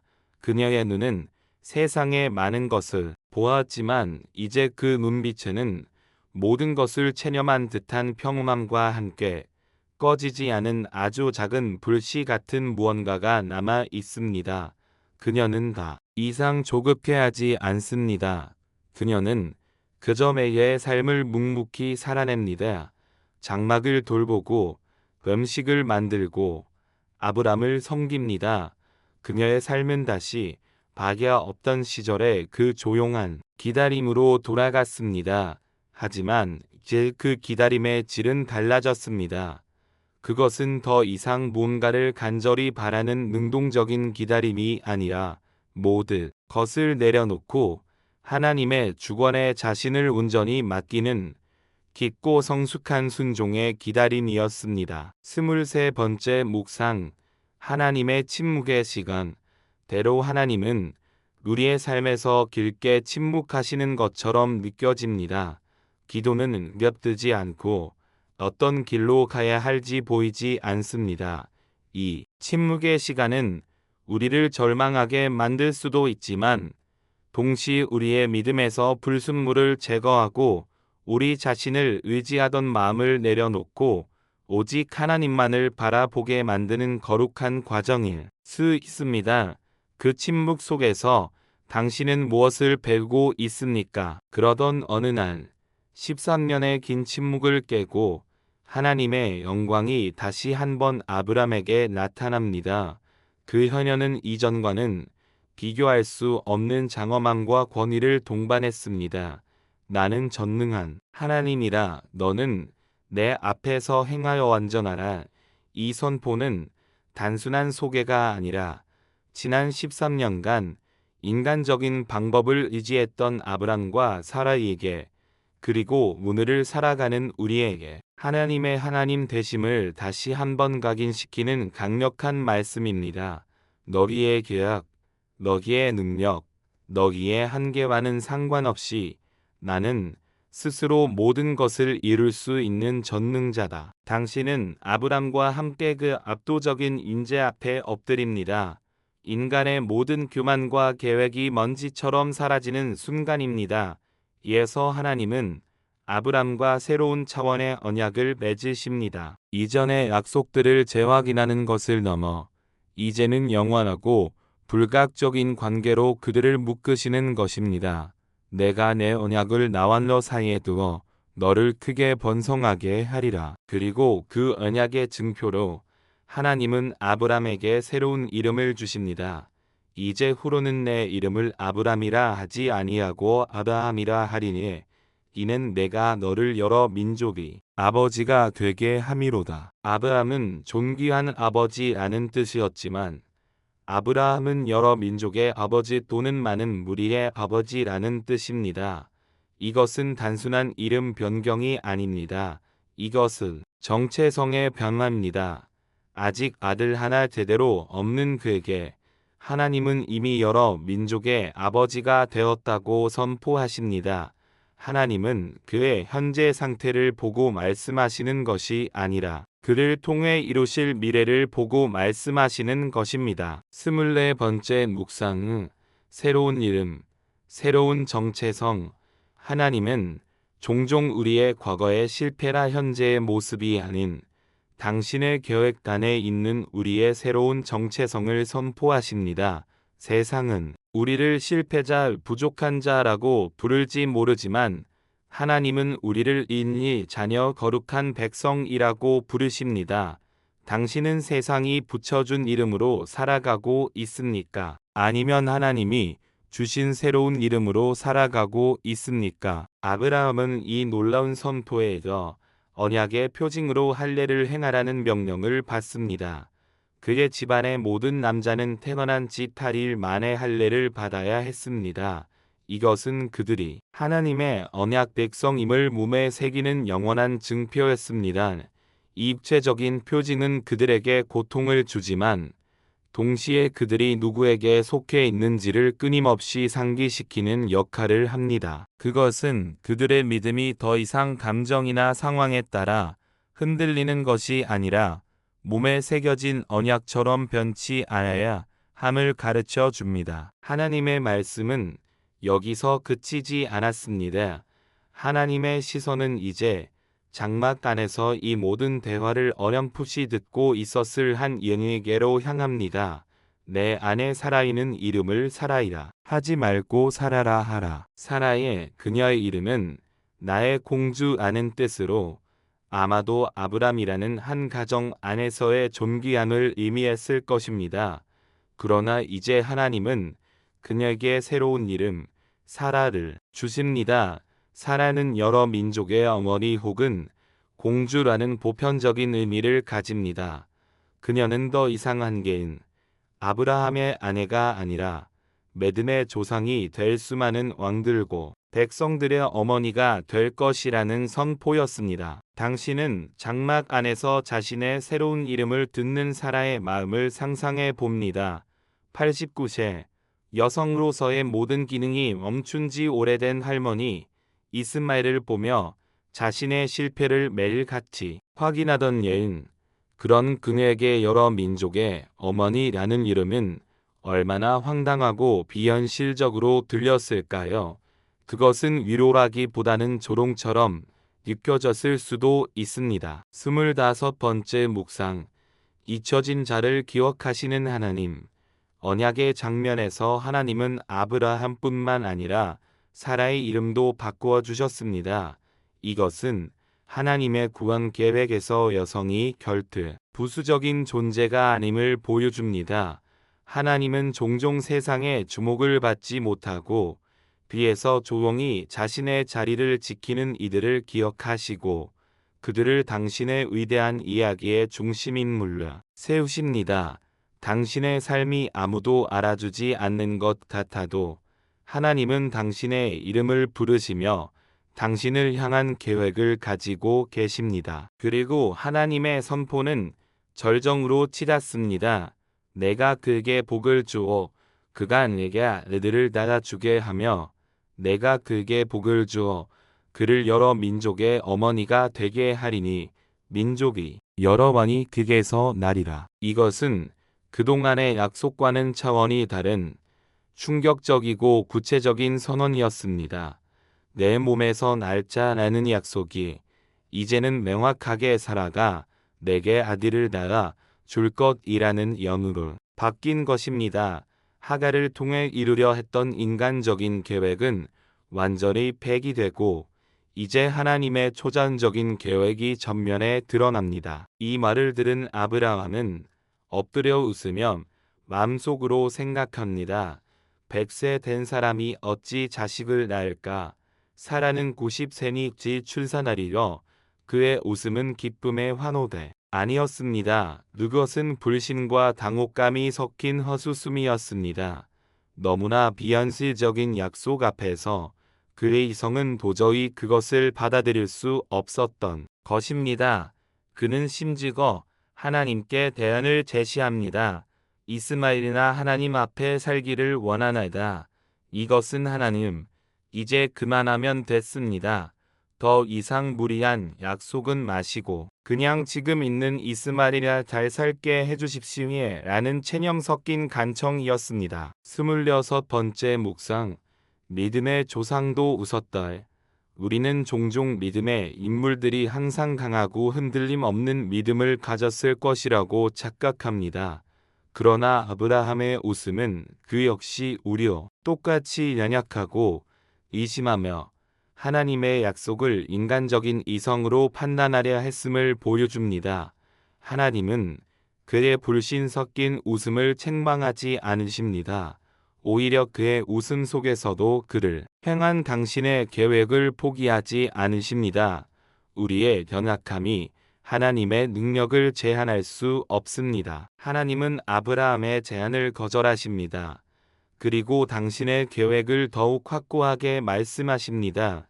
아니라 내 아내 사라가 내게 아들을 낳으리니 너는 그 이름을 이삭이라 하라. 이삭, 그 이름의 뜻은 그것다입니다. 하나님은 아브라함의 불신의 웃음을 장차 태어날 약속의 아들의 이름 안에 박제시켜 버리십니다. 이 애가 태어날 때마다 사람들은 그의 이름을 부를 때마다 인간의 불신과 하나님의 신실하심이 어떻게 만났는지를 기억하게 될 것입니다. 그리고 그 불신의 웃음이 어떻게 기쁨과 환희의 웃음으로 바뀌었는지를 증언하게 될 것입니다. 하나님은 또한 이스마엘을 향한 당신의 사랑도 잊지 않으십니다. 이스마엘에 대하여는 내가 내 말을 들었나니 내가 그에게 복을 주어 그를 매우 크게 생육하고 번성하게 할지라. 하나님은 언약의 자녀와 육신의 자녀를 분명히 구분하시지만 어느 쪽도 버리지 않으십니다. 그분의 은혜는 우리가 생각하는 것보다 훨씬 더 넓고 풍성합니다. 하나님과의 대화가 끝나고 아브라함은 자리에서 일어납니다. 그의 마음은 혼란스럽지만 동시에 새로운 두려움과 경외심으로 가득 찹니다. 그는 그날 즉시 하나님의 명령에 순종합니다. 자신과 아들 이스마엘 그리고 집안의 모든 남자에게 할례를 행합니다. 99세의 노인이 겪기에는 매 고통스러운 일이었지만 그는 더 이상 망설이거나 타협하지 않습니다. 13년의 침묵과 연단은 그를 즉각적으로 순종하는 사람으로 바꾸어 놓았습니다. 27번째 묵상. 순종은 이해보다 앞선다. 아브라함은 하나님의 약속을 완전히 이해하거나 믿지 못했을 수 있습니다. 그는 여전히 어떻게 이런 일을 하고 생각했을 것입니다. 그러나 그는 자신의 이해와 상관없이 먼저 순종했습니다. 진정한 믿음은 모든 것을 이해한 뒤에 따르는 것이 아니라 이해할 수 없을지라도 말씀하신 분을 신뢰하면 첫걸음을 내딛는 것입니다. 순종이 믿음을 낳고 그 믿음이 기적을 경험하게 합니다. 장막 안에 사라는 무슨 생각을 하고 있었을까요? 그녀는 남편과 집안 남자들이 겪는 고통스러운 의식을 지켜보며 그리고 자신의 이름이 사라로 바뀐 것을 들으며 자신의 삶에 거대한 변화가 시작되었음을 직감했을 것입니다.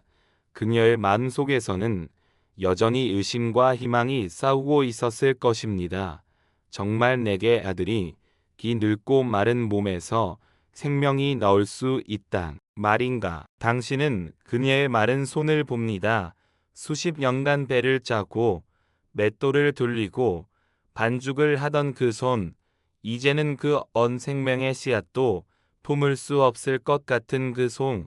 그러나 전능하실 하나님은 바로 그 손 위에, 그 늙은 몸 위에 불가능해 보이는 새로운 약속을 올려놓으셨습니다. 세상의 모든 장법칙과 인간적인 경험을 뛰어넘는 약속. 이제 사라는 더 이상 나의 공주가 아닙니다. 그녀는 여러 민족의 어머니입니다. 그녀는 아직 그 이름에 걸맞은 어떤 증거도 가지고 있지 않지만 하나님의 선포는 이미 그녀의 정체성을 바꾸어 놓았습니다. 그녀의 남은 삶은 이 새로운 이름에 걸맞은 사람으로 살아가는 여정이 될 것입니다. 외심과 싸우고 희망을 붙들며 마침내 하나님의 약속이 자신의 삶 속에서 실체가 되는 것을 목격하는 놀라운 여정. 그 여정의 가장 극적인 순간이 바로 문 앞에 다가오고 있었습니다. 아브라함과 사라, 새로운 이름을 받은 그들의 삶에 하나님의 약속이 선포된 후 시간은 다시 일상으로 돌아온 듯 했습니다. 할례의 고통이 아물고 모든 것은 이전과 다름없이 흘러가는 것처럼 보였습니다. 하지만 공기 중에는 미묘한 기대감과 긴장감이 감돌았습니다.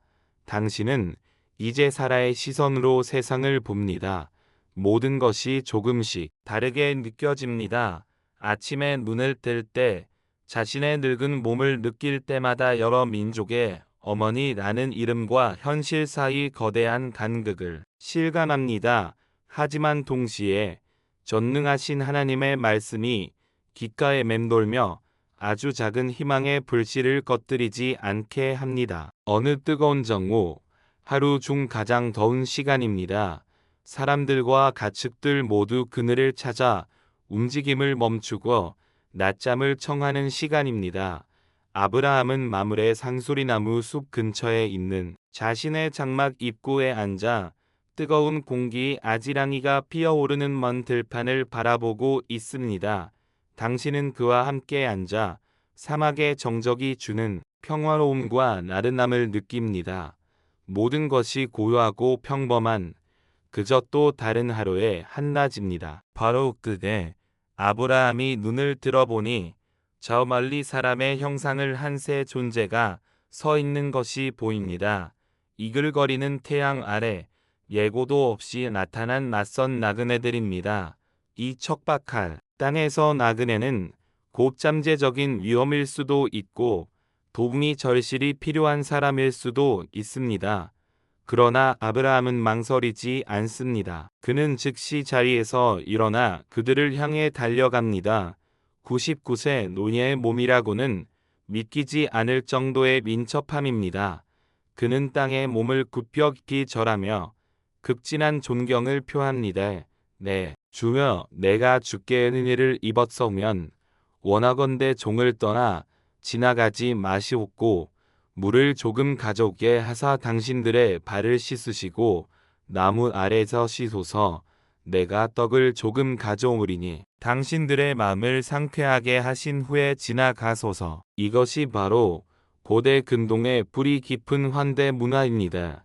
나그네를 대접하는 것은 단순한 친절이 아니라 신성한 의무로 여겨졌습니다.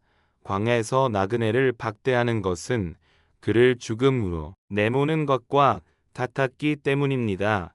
아브라함의 모습에서 당신은 계산적이거나 의무적인 환대가 아닌 마음에서 우러나오는 진정한 섬김의 자세를 봅니다. 그는 이 낯선 이들이 누구인지 묻지 않고 먼저 자신의 모든 것을 내려주려 합니다. 28번째 묵상, 계산 없는 환대. 아브라함의 환대는 우리에게 중요한 영적 교훈을 줍니다. 우리는 종종 우리에게 이익이 되거나 우리가 좋아하는 사람들에게만 마음의 문을 엽니다. 그러나 진정한 신앙은 낯설고 보잘것없어 보이는 이들 속에서 하나님의 형상을 발견하고 계산 없이 섬기는 모습으로 나타납니다. 당신의 삶의 장막은 낯선 이들을 향해 얼마나 열려 있습니까? 나그네들이 그의 제안을 받아들이자 아브라함은 급히 장막으로 달려 들어갑니다. 당신도 그의 뒤를 따라 장막 안으로 들어섭니다. 그는 사라에게 외칩니다. 속히 고운 가르스 세라를 가져다가 반죽혀 떡을 만들라. 세 썰은 약 22리터에 해당하는 엄청난 양입니다. 3명의 나그네를 대접하기에는 너무나 많은 양입니다. 이것은 아브라함이 자신의 가장 좋은 것, 가장 풍성한 것을 아낌없이 내어주고 있음을 보여줍니다. 당신은 제제 사라의 분주한 손놀림을 봅니다. 89세의 노부인은 남편의 갑작스러운 요청에 당황할 법도 하지만 불평 한마디 없이 즉시 순종합니다. 그녀의 주름진 손이 익숙하게 가루와 물을 섞어 반죽을 치댑니다. 쿵쿵 반죽을 치대는 소리가 장막 안에 울려 퍼집니다. 그녀 역시 환대의 의무를 자신의 몸으로 살아내고 있는 것입니다. 그녀는 지금 자신의 눈앞에 있는 나그네들이 누구인지 알지 못합니다. 그저 남편이 존귀하게 여기는 손님들을 위해 최선을 다할 뿐입니다. 29번째 묵상, 보이지 않는 곳에서의 섬김. 사라는 무대의 중심에 있지 않았습니다. 그녀는 장막당, 보이지 않는 곳에서 묵묵히 떡을 만들었습니다. 위대한 역사는 종종 이렇게 이름없이 빛도 없이 자신의 자리에서 충성을 다하는 이들의 섬김을 통해 이루어집니다. 하나님은 우리의 화려한 업적뿐만 아니라 아무도 알아주지 않는 곳에서 행하는 작은 순종과 섬김을 귀하게 보십니다. 아브라함은 여기에 그치지 않고 가축대가 있는 곳으로 달려가 가장 기름지고 좋은 송아지 한 마리를 골라 하인에게 넘겨주면 급히 우리하게 합니다.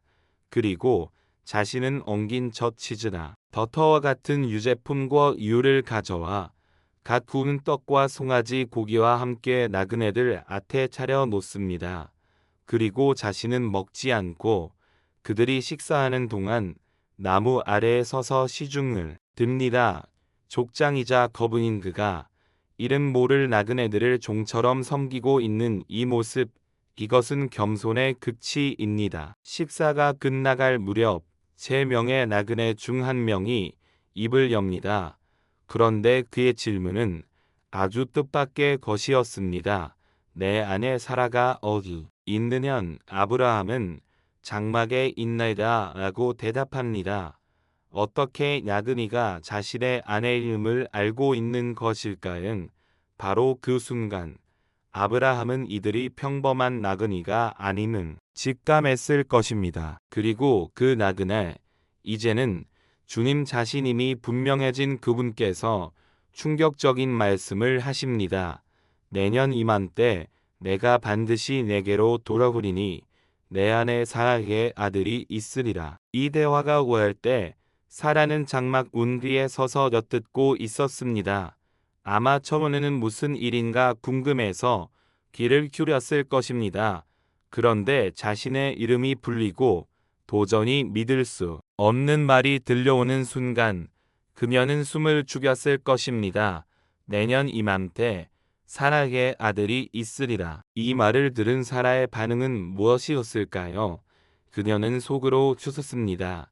성경은 그녀가 속으로 웃고 이르되 내가 노쇠하였고 내 주인도 늙었으니 내게 같이 즐거움이 있으리요 라고 생각했다고 기록합니다. 30번째 묵상, 불신의 웃음.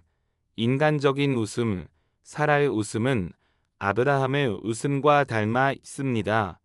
그것은 기쁨의 웃음이 아니라 기가 막히다는 듯한 체념과 냉소가 섞인 웃음이었습니다. 그녀는 자신의 몸을 보았습니다. 경수가 끊어졌고 생명의 샘은 이미 오래전에 말라버렸습니다. 남편 역시 백세를 바라보는 노인입니다.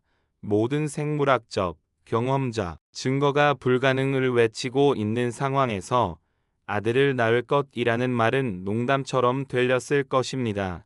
이웃은 믿음 없는 자의 조롱이라기보다는 평생을 기다리다 지쳐버린 한 연인의 솔직하고 인간적인 반응이었습니다. 그런데 놀라운 일이 벌어집니다.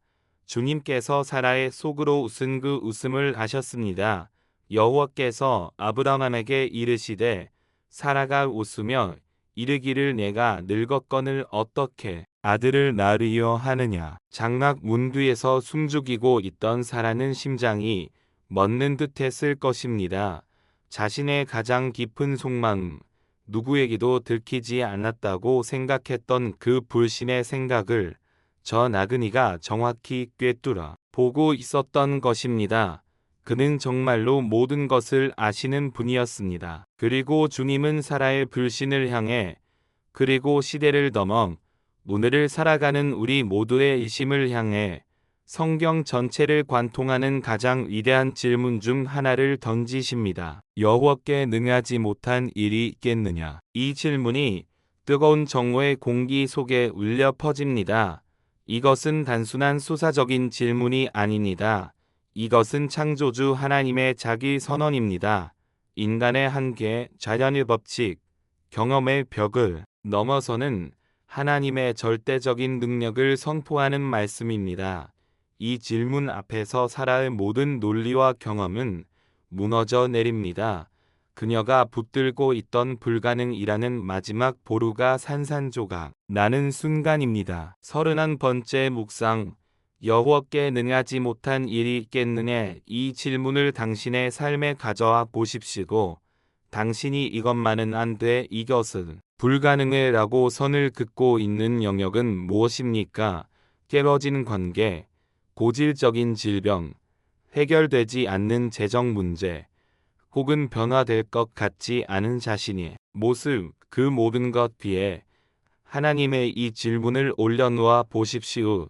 우리의 믿음은 문제의 크기를 보는 것이 아니라 문제보다 크신 하나님의 능력을 신뢰하는 것입니다. 두려움에 사로잡힌 사라는 거짓말을 합니다. 내가 웃지 아니하였나이다. 들켜버린 속마음에 대한 당혹감과 두려움이 그녀를 방어적으로 만든 것입니다. 그러나 주님은 부드럽지만 단호하게 말씀하십니다. 아니라 네가 웃었느니라. 주님은 그녀의 거짓말을 꾸짖거나 정죄하지 않으십니다. 그저 사실을 확인시켜 주실 뿐입니다. 이 짧은 대화는 사라에게 깊은 영적 각성을 가져왔을 것입니다. 그녀는 지금 자신이 누구 앞에 서 있는지를 분명히 깨달았습니다. 자신의 마음속 가장 깊은 곳까지 꿰뚫어 보시는 하나님, 불가능을 가능하게 하시는 전능하신 하나님 아타. 자신이 서 있다는 사실을 말입니다. 그녀의 불신의 웃음은 이제 경악함과 두려움, 그리고 아주 작은 희망이 뒤섞인 떨림으로 바뀌었을 것입니다. 32번째 묵상. 정직한 대면. 하나님은 우리의 거룩한 척하는 모습이 아니라 우리의 가장 솔직한 모습을 원하십니다. 사라가 자신의 불신을 정직하게 인정했을 때 비로소 진정한 믿음이 시작될 수 있었습니다. 하나님 앞에서 의리의 심, 두려움, 심지어 분노까지도 솔직하게 내려놓을 때 그분은 우리를 만나주시고 우리의 불신을 더 큰 믿음으로 바꾸어 주십니다. 새 나그네는 자리에서 일어나 소돔을 향해 떠납니다. 아브라함은 그들을 전송하기 위해 함께 길을 나섭니다. 장막에 홀로 남은 사라는 방금 겪은 초전적인 경험에 온몸이 떨리고 있었습니다. 그녀는 자신의 인생이 송두리째 바뀔 거대한 전환점 위에서 있음을 느낍니다. 그녀가 속으로 웃었던 그 웃음은 예제 부끄러움과 함께 새로운 의미를 갖게 되었습니다. 그것은 그녀의 연약함의 증거이자 동시에 그 연약함에도 불구하고 찾아오신 하나님의 은혜의 증표가 되었습니다. 당신은 그녀의 마음속에서 일어나는 변화를 느낍니다. 오랜 세월 그녀를 짓누르던 체념의 돌덩이가 조금씩 깨지기 시작합니다. 그 틈새로 아주 가늘지만 분명한 빗줄기가 스며듭니다. 혹시 정말로 라는 생각이 절대 불가능해 라는 생각을 밀어내기 시작합니다. 그녀는 자신의 마른 자궁을 생각하는 대신 여호와께 능치 못한 일이 있겠느냐는 그 음성을 떠올리기 시작합니다. 이 사건은 사라의 믿음의 여정에서 결정적인 분기점이었습니다. 그녀는 더 이상 먼 발치에서 남편을 통해 하나님의 약속을 전해 듣는 수동적인 존재가 아니었습니다. 그녀는 이제 하나님을 직접 대면했고 그분의 음성을 직접 들었습니다. 그녀의 믿음은 이제 들은 믿음에서 경험한 믿음으로 나아가고 있었습니다. 33번째 묵상, 개인적인 만남의 중요성. 아브라함의 하나님이 아닌 나의 하나님을 만나는 경험은 우리의 신앙을 송두리째 바꾸어 놓습니다. 다른 사람의 간증이나 지식으로 아는 하나님을 넘어 내 삶에 직접 찾아오셔서 말씀하시고 나의 가장 깊은 곳을 만지시는 하나님을 개인적으로 경험해야 합니다. 당신은 하나님을 인격적으로 만나고 있습니까? 그날 이후 사라의 기다림은 이전과 같지 않았습니다. 그녀의 마음속에는 여전히 의심이 고개를 들 때도 있었을 것입니다. 아침마다 자신의 늙은 몸을 보며 과연이라고 생각했을지도 모릅니다. 그러나 이제 그녀에게는 붙잡을 말씀이 있었습니다. 인간적인 모든 불가능성을 압도하는 하나님의 전능하신 약속이 있었습니다. 그녀의 하루하루는 이제 그 약속이 어떻게 이루어질지를 지켜보는 경이로운 시간이 되었습니다. 그녀의 웃음은 곧 온 장막을 가득 채울 새로운 차원의 웃음으로 바뀔 운명에 놓여 있었습니다. 그 웃음의 이름은 바로 이삭이었습니다. 3명의 나그니가 떠난 후 나므레이 상수리나무 숲에는 다시 일상의 시간이 흐르기 시작했습니다. 하지만 그 일상은 이전과 결코 같지 않았습니다. 사라의 마음속에는 여호와가 능하지 못한 일이 있겠느냐는 질문과 내년 이맘때 내게 아들이 있으리라는 약속이 거대한 메리가 되어 울려 퍼지고 있었습니다. 당신은 이제 사라의 마지막 기다림의 여정에 동행합니다. 이 기다림은 이전에 막연하고 끝이 보이지 않던 기다림과는 달랐습니다. 이제는 내년 이맘때라는 구체적인 기한이 정해졌습니다. 이것은 한편으로는 희망을 주었지만 다른 한편으로는 매일매일이 시험이었습니다. 그녀는 아침에 눈을 뜰 때마다 자신의 몸에 어떤 변화가 있는지 살펴보았을 것입니다. 그러나 그녀 몸은 여전히 90세의 노파의 몸, 생명의 흔적이라고는 찾아볼 수 없는 마른 땅과 같았습니다. 시간은 흐르는데 아무런 징조도 보이지 않을 때 그녀의 마음속에서는 다시 의심이 고개를 들었을 것입니다. 그날 내가 들었던 것이 혹시 뜨거운 햇볕 아래서 꾼 한낮의 꿈은 아니었을까? 당신은 그녀가 겪는 내면의 싸움을 느낍니다. 한쪽에는 수십 년간 그녀를 지배해온 불가능이라는 견고한 현실의 벽이 있고 다른 한쪽에는 그 모든 것을 뛰어넘는 하나님이 초자연적인 약속이 있습니다. 그녀는 매일 그 두 가지 사이에서 믿음의 줄다리기를 해야 했습니다. 이것이 바로 히브리서 기자가 훗날 믿음으로 사라 자신도 나이가 많아 단산하였으나 잉태할 수 있는 힘을 얻었으니 이는 약속하신 이를 미쁘신 줄 알았음이라고 기록한 그 영적 투쟁의 현장입니다. 그녀의 믿음은 단번에 생길 것이 아니라 매일의 순종과 씨름을 통해 얻어진 것이었습니다. 34번째 묵상, 믿음은 얻어내는 것이다. 믿음은 감정이나 느낌이 아니라 의지적인 선택이며 영적인 훈련입니다. 사라처럼 우리도 현실과 약속 사이에서 매일 믿음을 선택해 합니다. 보이지 않는 것을 보는 것보다 더 실제적인 것으로 여기고 약속하신 분의 신실하심 미쁘심을 붙드는 훈련을 통해 우리의 믿음은 자라나고 힘을 얻게 됩니다. 그러던 어느 날 기적이 일어났습니다. 사라는 자신의 몸 안에서 아주 희미하지만 분명한 생명의 태동을 느꼈습니다. 수십 년 동안 굳게 닫혀 있던 그녀의 태가 열리고 하나님이 말씀이 문자 그대로 그녀의 육신 안에서 실체가 되기 시작한 것입니다. 당신은 그 순간 사라가 느꼈을 전율을 상상해 봅니다. 그것은 단순한 기쁨을 넘어선 온몸을 관통하는 경외감이었을 것입니다. 전능하신 하나님, 죽은 것과 같은 자신의 몸에 새 생명을 창조하시는 그분의 능력 앞에 그녀는 할 말을 잃었을 것입니다. 이제 그녀의 하루하루는 경이로움으로 가득 찹니다.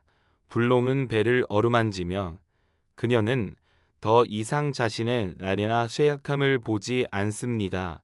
그녀는 자신의 몸 안에서 자라나는 하나님이 약속을 봅니다. 아브라함의 얼굴에도 이전에는 볼 수 없었던 기쁨과 설렘이 가득합니다. 장막촌이 사람들은 수군거리기 시작합니다. 90세의 할머니가 아이를 가졌다는 믿을 수 없는 소문. 어떤 이들은 경이롭게, 어떤 이들은 이심의 눈초리로 그녀를 바라봅니다. 그러나 사라는 더 이상 다른 사람의 시선을 의식하지 않습니다.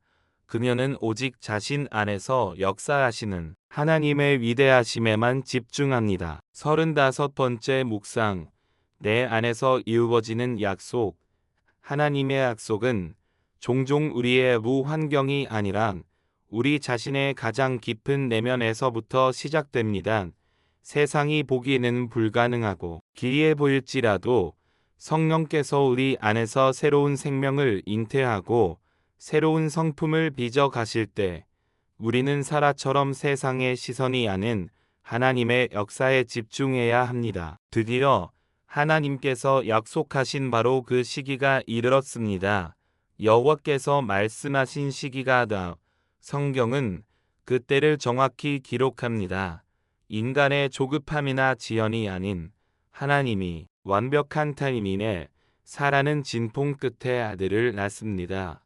아브라함의 나이 100세여 사라의 나이 90세였습니다. 당신은 그 역사적인 순간 아브라함의 장막 안에 있습니다. 갓 태어난 아기의 우렁찬 울음소리가 장막을 가득 채웁니다. 그것은 단순한 아기의 울음소리가 아니었습니다. 그것은 25년간의 기다림에 대한 응답이었고 인간의 불가능을 향한 하나님의 승리의 외침이었으며 불신의 웃음을 기쁨의 웃음으로 바꾸시는 하나님의 능력을 증명하는 소리였습니다. 아브라함이 떨리는 손으로 아들을 받아 품에 안습니다. 그의 눈에서는 뜨거운 눈물이 흘러내립니다. 그는 아들의 이름을 하나님께서 명하신 대로 이삭이라고 짓습니다. 그가 웃다 이제의 이름은 더 이상 불신의 상징이 아니었습니다. 그것은 하나님의 신실하심이 가져다준 충만한 기쁨의 상징이 되었습니다. 사라는 갓 태어난 이삭을 품에 안고 젖을 물립니다. 그녀는 자신의 마른 젖에서 생명의 젖이 흘러나오는 기적을 보며 벅차오르는 감정을 주체할 수 없습니다. 그녀는 이렇게 칩니다. 하나님이 나를 웃게 하시니 듣는 자가 다 나와 함께 웃으리로다. 36번째 묵상. 불신의 웃음에서 기쁨의 웃음으로. 사라의 이야기는 웃음으로 시작해서 웃음으로 끝납니다. 처음에는 어떻게 이런 일에 라는 냉소적인 웃음이었지만 마지막에는 하나님께서 이런 일을 하셨다 라는 감사와 환희의 웃음으로 바뀝니다. 하나님은 유리의 의심과 냉소마저도 당신의 영광을 드러내는 도구로 사용하실 수 있는 분입니다. 당신의 삶에서 냉소적인 웃음이 나오는 영역은 어디입니까? 그곳에서 하나님이 어떻게 기쁨의 웃음을 창조하실지 기대해 보십시오. 사라의 고백은 매우 중요합니다. 그녀는 이제 자신의 기쁨이 더 이상 개인적인 것이 아님을 압니다. 듣는 자가 다 나와 함께 웃으리로다. 그녀의 기적적인 출산 이야기는 이제 그녀의 가족과 이슬 넘어 앞으로 모든 세대에게 전해질 것입니다. 이 이야기를 듣는 모든 사람들은 사라와 함께 웃으며 불가능한 일을 행하시는 하나님의 위대하심을 찬양하게 될 것입니다. 그녀의 개인적인 이야기는 온 공동체의 간증이 된 것입니다. 그녀는 이어서 말합니다. 사라가 자식들에게 젖을 물리겠다고 누가 아브라함에게 말했으리요마는 아브라함의 노경에 내가 아들을 낳았도다. 이 말 속에는 여전히 믿을 수 없다는 경이로움과 함께 이 모든 일을 행하신 분은 자신이 아니라 오직 하나님이심을 인정하는 깊은 겸손이 담겨 있습니다. 그녀는 자신의 공로를 조금도 주장하지 않습니다. 모든 영광은 하나님께 돌리고 있습니다. 37번째 묵상 간증의 공동체성 하나님이 우리 삶에 행하신 놀라운 일은 나만을 위한 것이 아닙니다.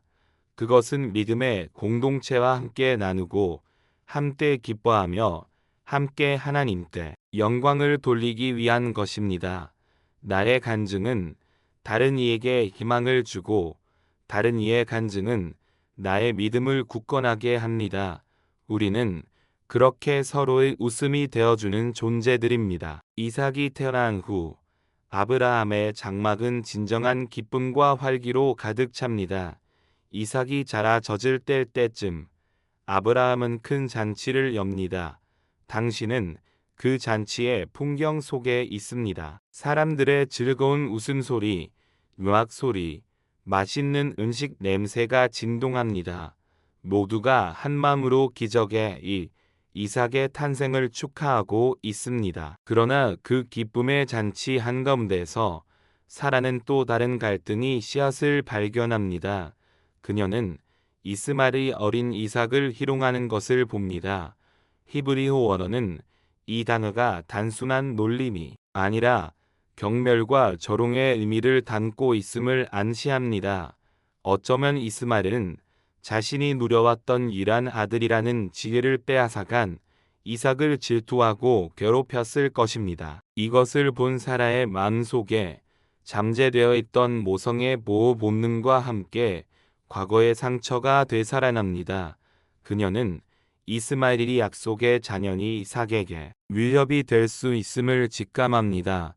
그녀는 즉시 아브라함에게 달려가 단호하게 요구합니다. 이 여종과 그 아들을 내쫓으소서. 이 종의 아들은 내 아들 이삭과 함께 기업을 얻지 못하리다. 이 요구는 매우 냉정하고 잔인하게 들립니다. 하지만 사라의 입장에서 이것은 약속의 계보, 하나님께서 세우신 거룩한 흐름을 지키기 위한 필사적인 몸부림이었습니다. 그녀는 더 이상 인간적인 감정이나 동정심으로 하나님의 계획을 흐리게 할 수 없다고 판단한 것입니다. 그녀는 자신의 불신으로 태어난 이스마엘과 하나님의 약속으로 태어난 이삭이 공존할 수 없음을 깨달았습니다. 38번째 묵상, 거룩한 분리의 필요성. 때로 우리의 삶에서 하나님의 약속을 방해하거나 위협하는 요소들을 단호하게 끊어내야 할 때가 있습니다. 그것은 사람일 수도 있고 나쁜 습관이나 세상적인 가치관일 수도 있습니다. 이러한 분리는 고통스럽고 어려울 수 있지만 하나님의 거룩한 뜻이 우리 삶의 온전에 이루어지기 위해 반드시 필요한 과정입니다. 아브라함은 이 일로 매우 근심합니다. 이스마엘 역시 그의 사랑하는 아들이었기 때문입니다. 하지만 하나님께서 그의 마음에 개입하십니다. 내 애난 여종으로 말미암아 근심하지 말고 사라가 내게 이른 말을 다 들으라. 이삭에게서 나는 자라야 내 씨라 부를 것임이니라. 하나님께서는 사라의 행동을 지지하십니다. 하나님께서는 아브라함의 인간적인 감정보다 당신의 구속사적인 계획을 우선하십니다. 동시에 하나님은 고통받는 아브라함을 위로하시며 이스마엘을 통해서도 한 민족을 이루게 해주시겠다고 다시 한번 약속하십니다. 다음 날 아침 아브라함은 벅과 물 한 가죽 부대를 하갈에게 주어 이스마엘과 함께 내보냅니다. 이것은 아버지로서 겪는 가장 가슴 아픈 이별이었을 것입니다. 그러나 그는 이제 자신의 감정보다 하나님의 말씀에 순종하는 법을 완전히 배웠습니다. 사라는 멀리서 하갈과 이스마엘이 광야로 사라져가는 모습을 지켜봅니다. 그녀의 마음이 편치만은 않았을 것입니다. 자신의 과거의 실수가 나고 결과가 한 인과 아이를 고통으로 내모는 것을 보며 그녀는 깊은 회한을 느꼈을지도 모릅니다. 그러나 동시에 그녀는 이제 약속의 아들 이삭을 온전히 지켜내야 한다는 무거운 책임감을 느낍니다. 39번째 묵상, 과거의 결과를 책임지는 삶. 우리는 과거의 실수를 되돌릴 수는 없습니다. 그러나 그 실수가 나는 결과를 마주하고 그 안에서 하나님의 뜻을 찾아 순종하며 책임 있는 삶을 살아갈 수는 있습니다. 사라는 자신의 실수를 인정하고 그로 인해 발생한 복잡한 문제 앞에서 고통스럽지만 신앙적인 결단을 내립니다. 이제 아브라함의 장막에는 오직 약속의 혈통만이 남았습니다. 모든 인간적인 계획과 랜들이 사라지고 오직 하나님께서 주신 순수한 약속의 씨앗 이삭만이 남았습니다. 사라는 이제 남은 생애 동안 이삭을 키우며 그를 통해 펼쳐질 하나님의 위대한 역사를 바라봅니다. 그녀는 이삭의 웃음소리를 들을 때마다 자신의 불신의 웃음을 기쁨으로 바꾸신 하나님을 기억했을 것입니다. 그녀는 이삭에게 젖을 물리며 죽은 것 같았던 자신의 몸에 생명을 주신 창조주 하나님을 찬양했을 것입니다. 당신은 이제 평화롭게 저물어가는 사라의 노년을 봅니다. 그녀의 삶은 파란만장했습니다. 기다림, 불신, 실수, 상처, 그리고 마침내 찾아온 기적적인 성취. 그녀의 삶은 한편의 위대한 드라마 같았습니다. 성경은 그녀가 127세를 살고 헤브론, 곧 기랴사르바에서 죽었다고 기록합니다. 그녀는 약속의 땅에 묻힌 첫 번째 사람이 되었습니다. 그녀의 죽음조차도 그 땅이 하나님의 약속 아래 있음을 증명하는 하나의 이정표가 된 것입니다. 40번째 묵상, 믿음의 유산. 사라는 떠났지만 그녀의 이야기는 끝나지 않았습니다. 그녀의 믿음과 실수는 성경에 기록되어 수천 년 동안 수많은 사람들에게 읽혀지고 있습니다. 그녀의 삶은 우리에게 완벽한 신앙인이란 존재하지 않으며 중요한 것은 넘어지지 않는 것이 아니라 넘어져도 다시 일어나 약속을 붙드는 것임을 가르쳐 줍니다. 그녀는 자신의 삶 전체를 통해 겨우 얻게 능하지 못한 일이 없다는 진리를 증명해 보인 위대한 믿음의 어머니로 영원히 기억될 것입니다. 이제 고의 눈을 감고 당신의 삶을 돌아보십시오. 당신의 삶에도 사라의 장막처럼 오랜 기다림과 응답되지 않는 기도의 시간이 있습니까? 불가능해 보이는 현실 앞에서 냉소적인 웃음을 짓고 있지는 않습니까? 오늘 밤 사라의 이야기를 통해 들려주시는 하나님의 음성에 귀를 기울여 보십시오. 여호와께 능하지 못한 일이 있겠느냐? 사라의 하나님은 바로 오늘 당신의 하나님이십니다.